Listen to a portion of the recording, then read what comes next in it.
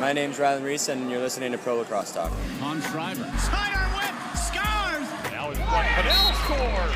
Hands off for Rabel, switches hands and scores!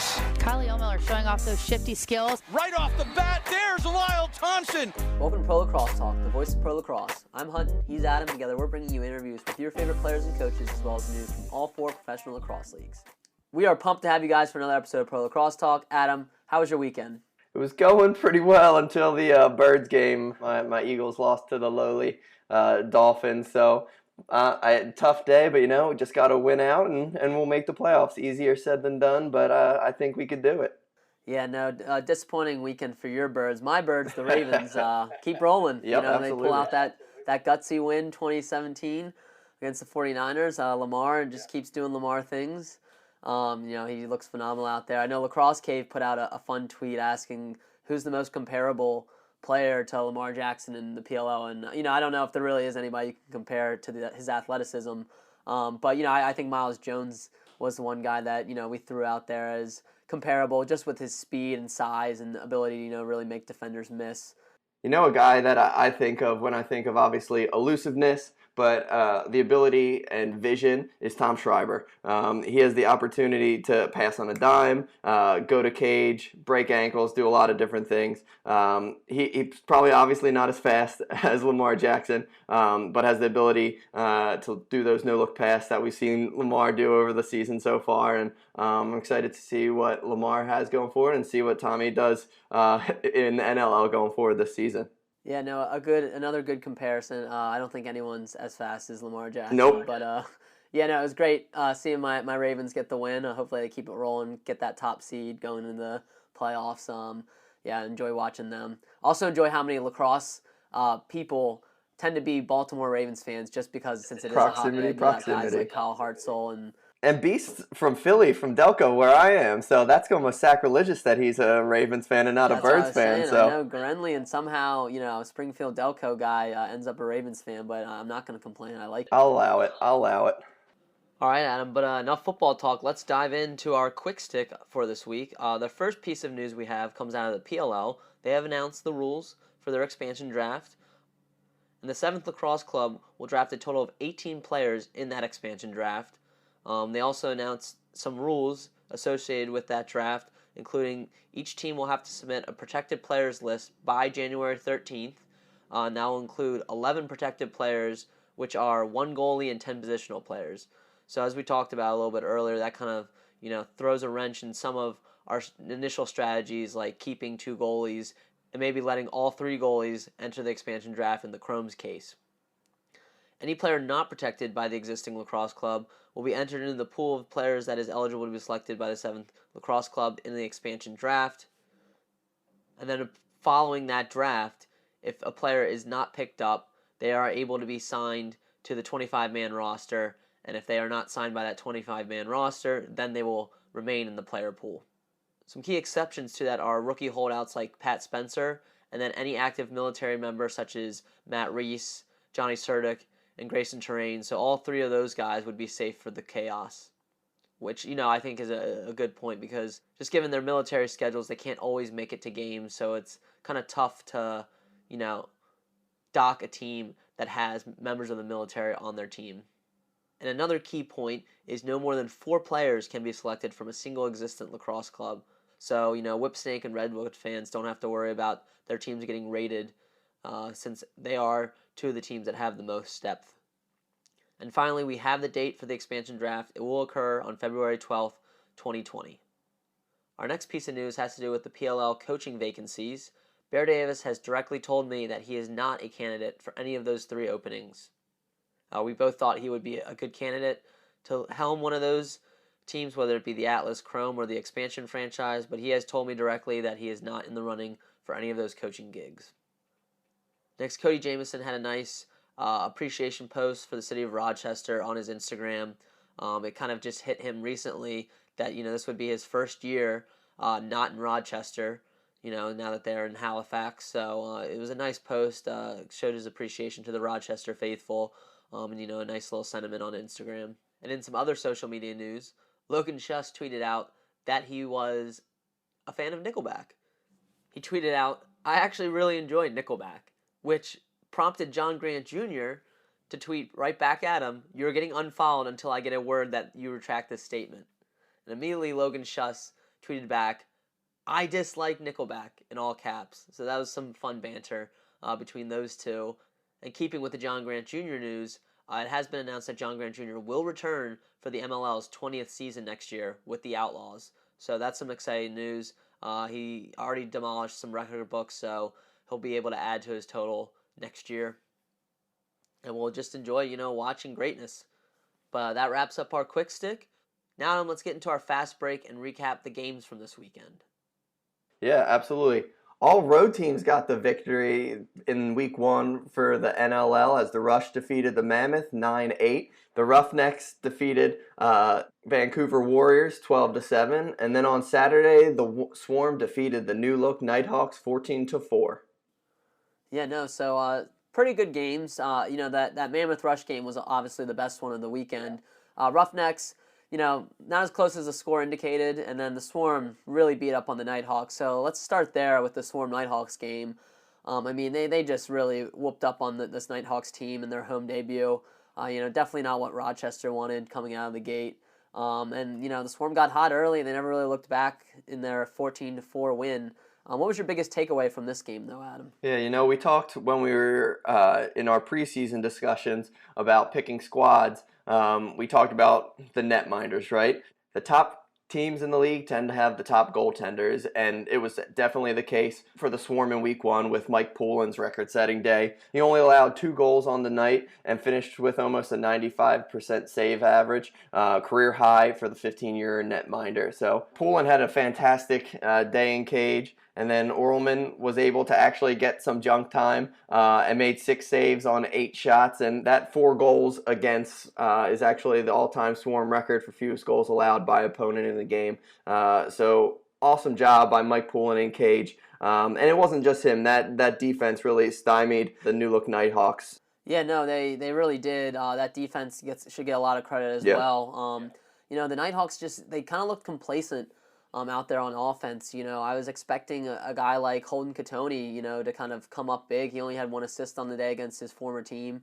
They just didn't have enough, firepower on that offense. Again, they looked stagnant. They didn't have an even strength goal until under 7 minutes left in the game, So that's kind of telling, too, of how, they just really weren't able to generate anything.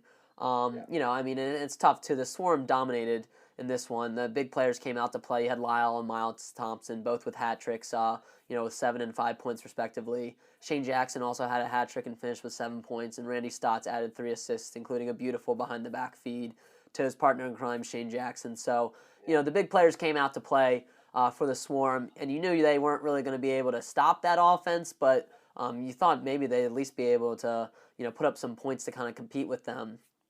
For me, really, Craig Wendy was the only bright spot on this Nighthawks team, and even then, he gave up 14 goals. Still not a super great day for him either. He held his own, but, did all he could against this high-powered offense, and disappointing, too, just to see the attendance at Rochester just didn't look really great either, especially given the history that the city has. It's, pretty disappointing, so not to start the Nighthawk faithful wanted. Yeah, and you talked about Craig Wendy a little bit. The Nighthawks were the only squad to bring 3 goalies onto their active roster, and we'll see. Wendy played well, like you said, held his own. We'll see what happens going forward if they go with Fryer next game, or we'll see who suits up for them going forward. But you can't hold this one against Wendy. The offense just wasn't there, but the offense certainly was there for the Swarm.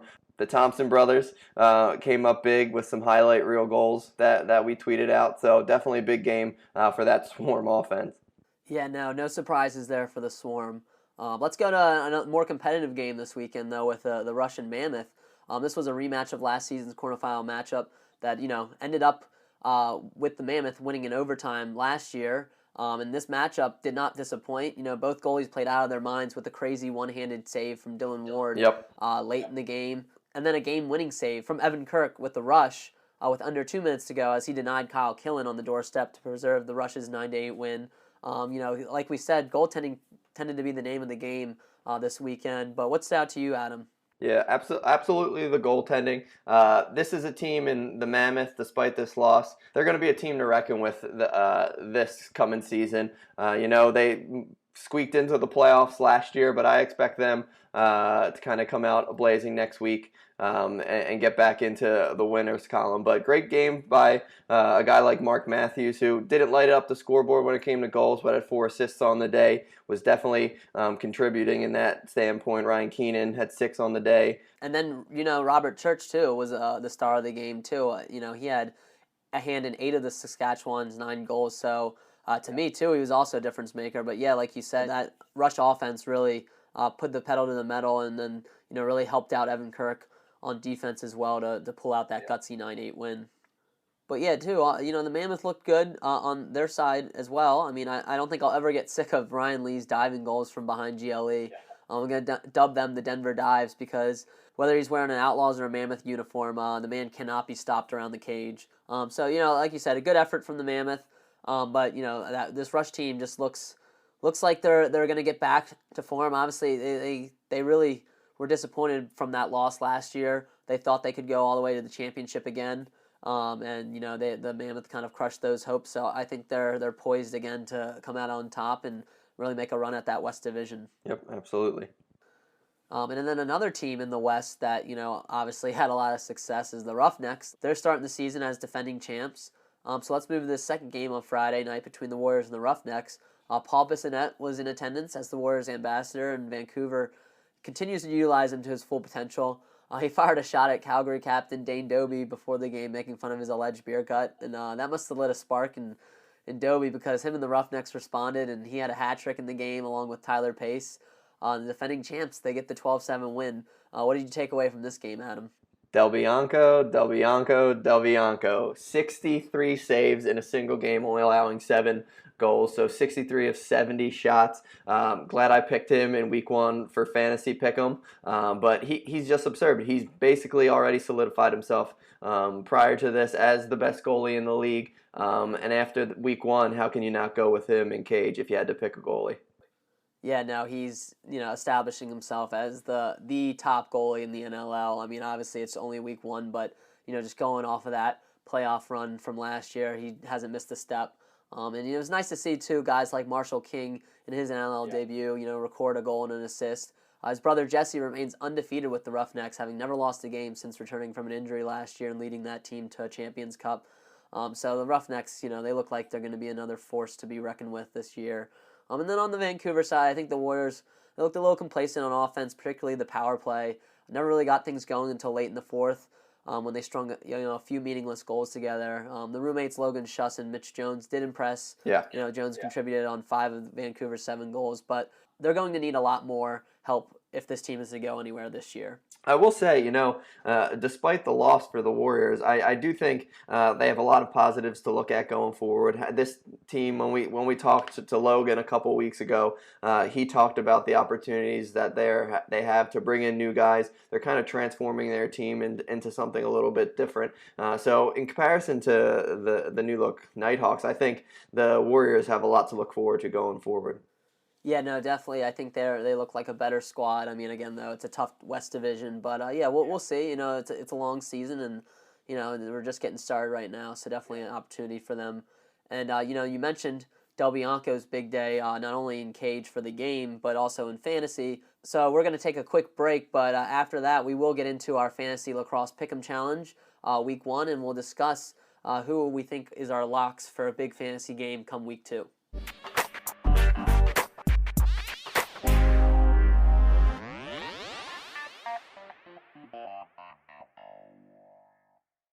Hey everyone, thank you for listening to another episode of the Pro Lacrosse Talk podcast. We've been using Anchor for our podcast since the very start. Anchor gives you everything you need in one place, and better yet, it's free. They allow you to easily record and edit your podcast so it sounds great and send it out to all the major networks such as Apple Podcasts, Spotify, Stitcher, and many more. Better yet, they connect you with advertisers so you can start making money from your podcast right away. So if you're interested in starting a podcast, download the Anchor app today or go to anchor.fm to get started. Today's show is being brought to you in part by Stitcher Premium. You can use Stitcher Premium to listen to shows ad-free such as Conan O'Brien Needs a Friend, My Favorite Murder, Wolverine the Lost Trail, or our favorite, the Fantasy Footballers. For only $4.99 a month or $34.99 a year, you get access to Stitcher Originals, bonus episodes, and comedy albums. Better yet, if you go over to Stitcher.com/premium and use the promo code lacrosse today, you can get 1 month free. So head on over to Stitcher, sign up, and get your free trial today. All right, so welcome back. So let's dive into our Fantasy Lacrosse segment. To start, let's first congratulate our winner, Lacrosse Analytics. He had a total of 49 points, and that actually included his bonus point that he was awarded for sharing his roster. He actually wouldn't have won if he hadn't earned that bonus point. So it just shows how important it is to do those bonus challenges, whether it is, sharing your roster on Instagram like it was this last week, or answering one of our bonus questions by listening to our podcast. Those points really do help you. So he wins with 49. We actually were in contact with him prior to the start of the challenge. He's been putting out some videos on his lacrosse YouTube channel, kind of talking about his analysis for making his picks. He did a whole spreadsheet of guys' stats from last year and how it would translate into fantasy this year, and that obviously helped him pick. So go ahead, check out his videos, Lacrosse Analytics on YouTube, and maybe he can help you with your roster going forward. And now some top fantasy performers this week included Christian Del Bianco, who had 14 points. He got the most points out of anybody. And then Dylan Ward had 11.5 points, and Mike Poulin with 8.5 points, rounding out the goaltender position. Yeah, I mean, we talked off the pod a little bit about these goalies may be the QB of fantasy lacrosse when it comes to racking up those points, which I obviously don't mind, getting some love to those goalies. Yeah, no, I think the point system definitely benefits them a little bit. It's important to have a good goaltender because, if you didn't start any of those three guys, you're sitting more around the 3 or 4 point range, other than, Wendy. So it's key to pick a good goaltender, and, it's going to be key also just deciding on the matchups that they face too, because if you start a goaltender who's going up against a hot team, your fantasy team could suffer a little bit for that. But let's go over to the forwards now. We had Robert Church led with 9.75 points. He obviously had a huge day for the Rush. And then Mitch Jones, despite the loss, had 9.5 points. And then Lyle Thompson, no surprise, had 8 points and had 8.25 points for the Swarm. So those were the three big forwards that got a lot of fantasy points if you started those guys. And then in the defensive and transition slot, Jason Noble led with 6.25 points, followed by Zach Currier and Matt Beers with 5.75 points. So those were your big leaders in fantasy lacrosse this week. That's kind of a good gauge of what the point system is going to like and what you're going to get out of these positions going forward. So hopefully you guys take note from this week, and if you didn't have a good week this week, you can improve going forward. And if you had a good week, just keep doing what you're doing, and hopefully you can win that top prize of a lacrosse head each week and go for that grand prize of custom Epoch Lacrosse gloves. But now that we're heading into week 2, Adam, let's discuss who our Epoch Lacrosse fantasy lock for this weekend is. So do you want to start off? Who do you think is going to have the biggest fantasy weekend going into week 2? I'm going to have to go with Dane Smith, captain of the Buffalo Bandits. The squad's coming off a championship loss to Calgary last year, and I think that left a bitter taste in their mouth. And he is a former MVP of the league, and I think he wants to prove that he's capable of putting up those MVP numbers again. So I think the Bandits come out firing, and I'm going to go with Dane. All right, well, my Epoch Lacrosse lock is going to actually be Kyle Buchanan. I think he's going to have a big day for the Seals. He was 4th in scoring for the Seals last year. I think he's going to have an increased role with the absence of Austin Stotts and Casey Jackson, who are injured right now. Hopefully those guys come back healthy quickly, but I think Kyle Buchanan's going to have a big role in this Seals game against the Buffalo Bandits. Lock it down. All right, so those are our Epoch Lacrosse fantasy locks of the week. Now let's get into some PLL news, potential PLL news, I should say. On Saturday, we had Dave Franklin tweet out, quote, "A source close to the Pannell family confirms that Rob is leaving MLL for Premier Lacrosse and will be a member of the new PLL expansion team," unquote. Now, Dave Franklin's Twitter bio at the time listed him as an IMCLA reporter. It has since been changed to lacrosse announcer and reporter. I wouldn't say he's necessarily a credentialed source, but he doesn't necessarily have to be to break this kind of news. So his report is that Rob Pannell will be joining the PLL. Obviously, we know that his contract with the Lizards is up this year. Usually those contracts are up in February. So that's probably why we haven't heard an announcement just yet. We kind of expected it to come in the spring. But that's his report right now. I am not shocked in the slightest that if this ends up being true. I do, still want to take it with a grain of salt because it is coming from a source that's not traditionally known for breaking news. So that's just my disclaimer on this. But, we both kind of expected this to kind of be the move. We knew Rob's contract was up. We know he's a fierce competitor, and right now the PLL does have the best players in the world. He's friends with Paul Rabel. Is another plus. So, again, not all too surprising with this. I don't know. What were your thoughts on this when you first saw this on Saturday, Adam? Yeah, it didn't surprise me. It did surprise me who it came from. I'm curious to know who that close source to the family is and how that came about in conversation at this point in the year. But to be honest, it is to be expected based off of Rob's relationships with Paul and Mike Grable, like you said, and conversations that he's had, and how he's spoken in interviews, to be honest with you. His last interview with the Lizards after a good win for that squad to end the season was pretty short and to the point, and he didn't really make any remarks when it came to the future of his career with the Lizards or with the PLL, obviously, but he didn't really hint that he was coming back, which kind of seemed to be writing on the wall. Yep, no, definitely. I gotta agree with that. And like I said, it's not all too surprising. I will say too, this tweet though, it's interesting. It's very vague if you really look at it. I mean, anyone could have put that out there. I think this report is going to be proven true, so that's why I'm not gonna say I'm not gonna deny it at all. I think it's probably accurate, but he is pretty vague with it, saying that a source close to the Pannell family confirms Rob is leaving the MLL. For the PLL. I mean, anybody could really put that out. So we will take this news with a grain of salt. We, again, expect it to happen. But a part of the tweet that I do question a little bit is whether he will be joining the PLL expansion team. And, of course, we may hear what that name is going to be this week.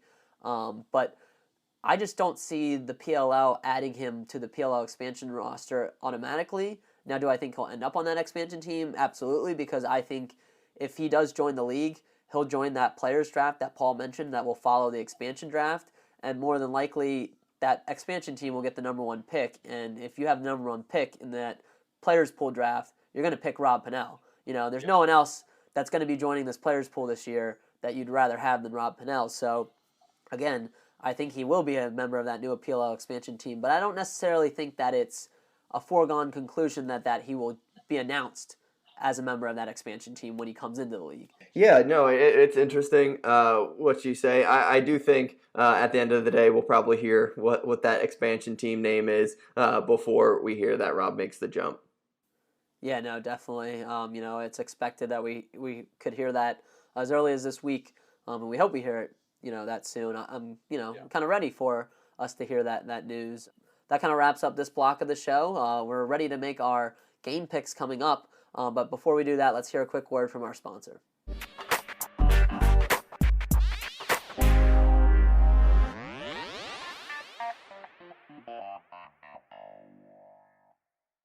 Today's show is being brought to you in part by Stitcher Premium. You can use Stitcher Premium to listen to shows ad-free such as Conan O'Brien Needs a Friend, My Favorite Murder, Wolverine the Lost Trail, or our favorite, The Fantasy Footballers. For only $4.99 a month or $34.99 a year, you get access to Stitcher Originals, bonus episodes, and comedy albums. Better yet, if you go over to Stitcher.com/premium and use the promo code LACROSSE today, you can get 1 month free. So head on over to Stitcher, sign up, and get your free trial today. All right, so welcome back. We are now have our game picks, and we are rebranding this segment as the Pick and Roll. And the reason we're calling it the Pick and Roll is not only are we going to make our picks, but we will also be choosing a player that will have the biggest role in his team's win. So we're going to add a little bit of, some different flavors to it. Again, we'll just count wins and losses when it comes to our picks competition, but added a little bit more to it. We're going to actually say which player we think is going to have a big role in this win. But let's dive into these games, Adam. On Saturday, we have 3 games for this weekend, and the first is the Halifax Thunderbirds' home debut against the New York Riptide. So my big question for you is, who do you pick in this game, and who's going to have the biggest role?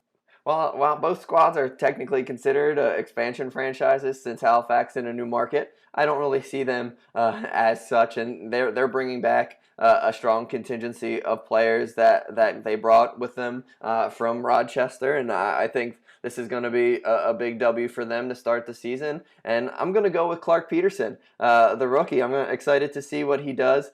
He fell to number 5 to Halifax in the draft. I'm really excited to see him kind of break loose in this indoor game, which is obviously his bread and butter, and I'm excited to see what he can do against a new Riptide squad.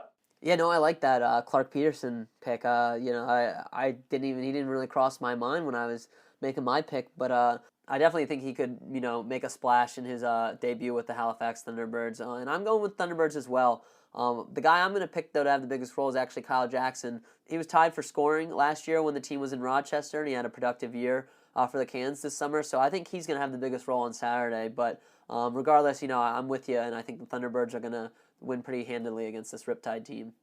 And following that game, we'll have the Black Wolves at the Rock. I'm going to take the Rock in this game, and I have Dan Dawson being the player who will have a key role in their win. The 37-year-old forward had a productive year last year with the Seals. And I think he'll have a big day in his Toronto debut, and I think he'll benefit from, already having some key offensive pieces around him. And I think, he'll have a big day in his Toronto debut.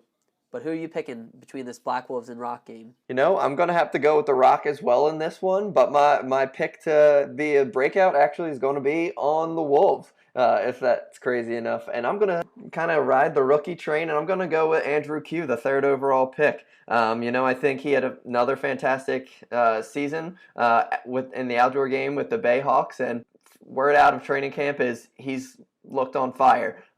He's a stud pick. He was surprised that he dropped down to number 3 overall. He was expected to go number 1 over to the Riptide, and I think they're super excited at the opportunity to have him on the left side this season, and he's going to have a really strong rookie campaign if anyone does. So I'm really, really excited to see what Andrew has cooking this year. Interesting. I like that you picked the Rock to win, but Andrew Q to have the key role, and there's nothing wrong with that. Now we'll go to our final game of the weekend, which is the Seals at the Bandits. Adam, I know you talked about Dane Smith being your fantasy lock. Are you going with the Bandits this week? Yep, absolutely. Like I said, Dane's hungry to get back to that championship and have an awesome season, MVP caliber season, and I think the same can be said for the rest of his teammates in Bandit land. They're coming out at home, one of the toughest places to play in the entire NLL. And you also have the Seals coming cross-country for this competition. So I'm going to go with Bandits in this one. All right, I'm going to actually go with the Seals. I actually think Wes Berg is going to be my key role in this offense because he's coming off a championship-winning season with the Roughnecks where they actually, defeated the Bandits in that final, and he had a solid summer with the Redwoods. So I'm expecting big things out of his debut, and I think, whether he's top of the score sheet or more of a facilitator in this game, I think he's going to have the biggest role for this Seals offense if they're going to get this win in Banditland. So that concludes our pick and roll segment and our game picks. I went 3-0 this first weekend. Adam, unfortunately, you went 1-2. I can't fault you for the Mammoth pick. We knew that one was going to be a close game, but don't know what you're thinking picking against the Swarm. So you're off to a rough start, but again, it's a long season. Yeah, I honestly thought the crowd would have a bigger impact in Rochester, and they unfortunately didn't come through for me. But I expect the Rochester to have a better turnout on the field going forward. But it was maybe not the best pick for week 1 for me. Yeah, no, but again, like I said, a long season. We're looking forward to our friendly competition. I gotta get the win this NLL season since you beat me in the field lacrosse season. Yeah, we'll go with the championship hangover as the reason I started so rough. All right. Whatever you say. But that concludes most of our podcast. Let's tease a little bit of what's coming this week and in the future. Later this week, we're going to release our interview with Jake Fox of the New York Riptide. And then we'll also be talking with Carly Fleischer, who owns Kicks by Carly that specializes in customized lacrosse gear. Carly, as many may know, she's designed gloves and cleats for brands like Epoch Lacrosse and athletes like Jules Henningberg, Jared Newman, and Greg Renly, and with some more high-profile clients on the way. So we'll be interviewing her as well as releasing an article kind of on her story and how she became, Kicks by Carly. So, be on the lookout for that. And a reminder to sign up for Fantasy Lacrosse. Along with Epic, we will be giving away weekly prizes, which is a lacrosse head, which is an Epic lacrosse head. And then you could also win the customized lacrosse gloves as the grand prize, depending on how you do over the season. So make sure you sign up. Give yourself the best possible chance to win that grand prize. But that brings our podcast to overtime. Any parting thoughts, Adam? Yeah, it was an awesome week 1 for the NLL, and I'm really excited for week 2, obviously, as well. We'll have the debut of the Halifax Thunderbirds. They sold out an inter-squad scrimmage of 10,000 seats a couple weeks ago, and I think they're going to have a huge turnout come their first home game this coming weekend. So I'm really looking forward to seeing what that squad has to offer and when those fans fill the seats. Yeah, no, we're both looking forward to some Nova Scotia Pro Lacrosse. But I'm also looking forward to learning what the name of the WPLL team is going to be, hopefully, this week. I'm done speculating. Give us the name. I want to hear it. So you've made enough logos. Yeah, you're right. I made enough logos. I threw them out there. And now the ball's in the PLL's court, and I'm excited whatever they end up choosing. So that wraps up our podcast. That's episode 44. Thank you guys all for listening. Please subscribe, consider leaving us a review, and we hope you tune in next time to Pro Lacrosse Talk.